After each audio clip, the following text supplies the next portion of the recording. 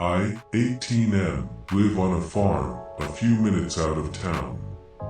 It used to be my grandparents' farm, but after they passed away, we moved in just over a year ago. Next to our farm sits a relatively small house, tucked away behind a tree line, like a cottage from a fairy tale. The house wasn't always empty. It used to belong to the grandparents of a boy I knew from elementary school, but they had passed away a long time ago. After that, the house sat empty for a long time. Eventually, it was bought by some people I don't know. I used to play around there all the time when I was little, whenever I visited my grandparents, which was pretty much every week. I know I wasn't allowed to, but the owners were hardly ever around anyway. They only showed up on Sundays to do some chores around the house. I would sneak in through a hole in the fence and play around on that property. They had a very large pond and one of those small farm windmills that made you feel like you were in an old western.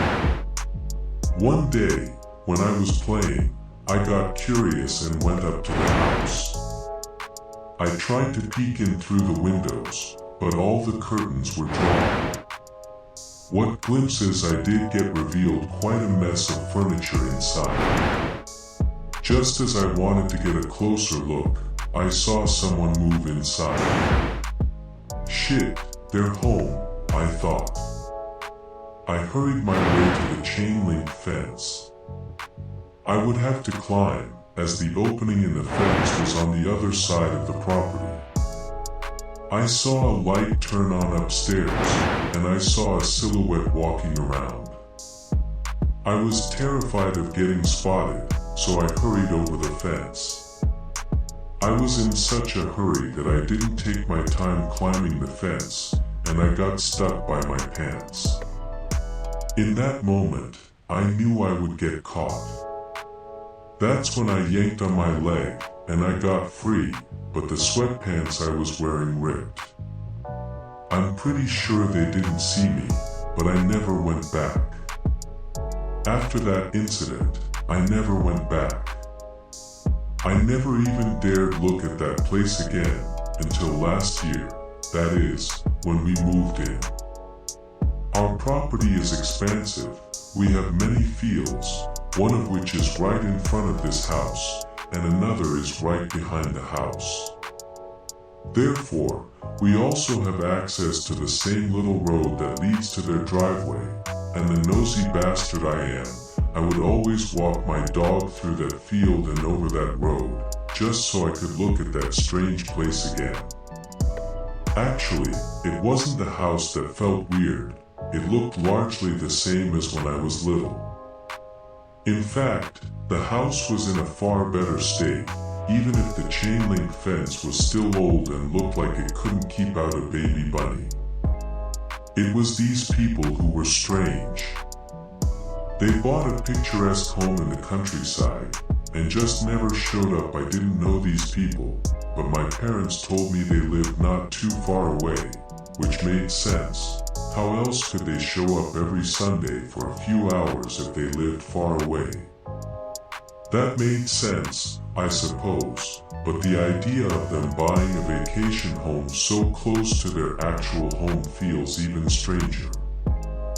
I stayed at home for New Year's Eve. My parents were out of town, and my brother went to celebrate with his girlfriend, but I just stayed home alone. I know it sounds sad, but I just hadn't planned anything. Besides, someone had to take care of the dogs. Those poor little guys are scared to death of fireworks. From the living room window, I could look straight at that house. The lights were on, and there was a car in the driveway, so I knew they must be celebrating here. However, that was about the only sign of life I got. When the clock struck midnight, I went outside to look at the fireworks that were going off in town. My other neighbors also went outside to look, and I wished them a happy new year. They even invited me over for a glass of champagne.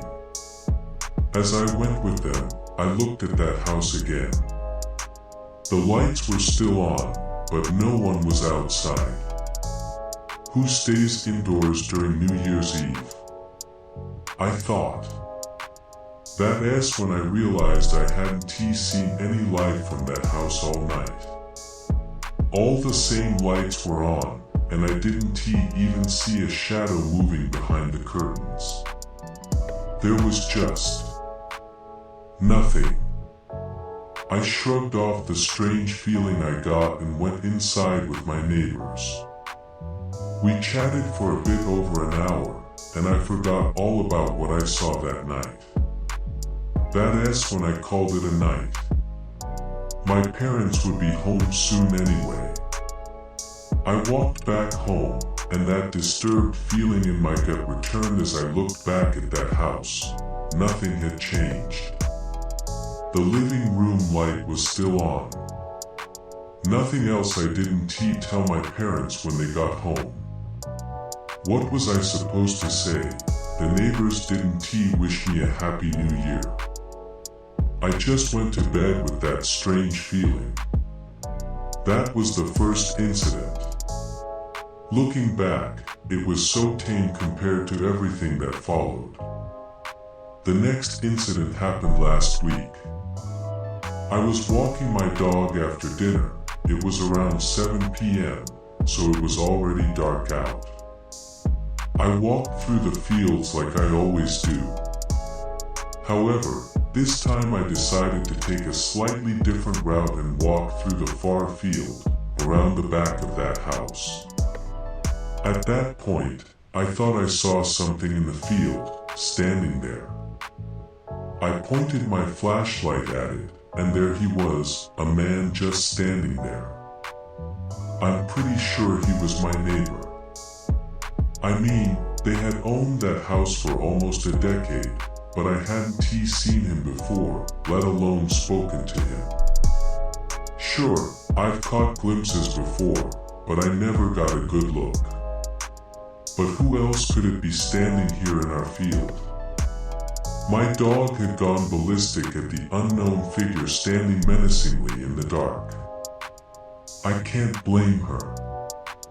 I yelled at him, "What the hell are you doing here?" And he darted away before I could even finish my sentence. I wanted to go after him, but he was on the other side of the field. Besides, I've seen enough horror movies not to chase a strange figure I saw at night. I cut my walk short and ran back home. My legs felt like jello. Every step of the way, it felt like they were going to give in, and that man would return. My dog didn't seem to have that problem. She ran as if her life depended on it.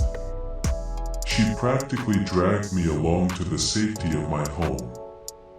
When I reached the front door, I was shivering. Tears streamed down my face, but I don't know if I was crying from the cold or from what I saw. My mother ran to me, and when she saw my face, she asked me what was wrong. I told my parents everything, and they were shaken too. My mother stammered. Maybe it was some crook who wanted to break into our shed to steal equipment another farm was broken into a few weeks ago. I'm sure that is what you saw, she said. It sounded more like she was trying to convince herself than me. I don't want you going back to that field at night anymore. Who knows what could have happened? She followed. I don't know how I managed to fall asleep that night, but eventually I did. The next morning, I went back to the field. Maybe it had all just been my imagination. It was dark after all. Sometimes you see things in the dark that aren't there, I told myself, even though I knew what I saw was real. What I found only confirmed my fears. After searching for a bit, I found muddy boot prints. I followed them for a bit, and I saw they led back to that house. That ass when I remembered how startled he looked, like he wasn't expecting me to be there at all. I didn't think the neighbors were home anyway. There wasn't a car in their driveway after all. At that point, things started to click. I had been walking that same route every day for months. Every night. At the same time. The only difference that night was that I cut through the field. That ass when I realized something worse. He hadn't been startled. He'd been surprised I'd changed the route. In that moment, I thought back to that incident when I was a kid. I don't remember seeing a car that day. I would have noticed. I always did. If there had been a car that day, I never would have gone there. That day, I decided to change all my routines. I never walked the dog at TH.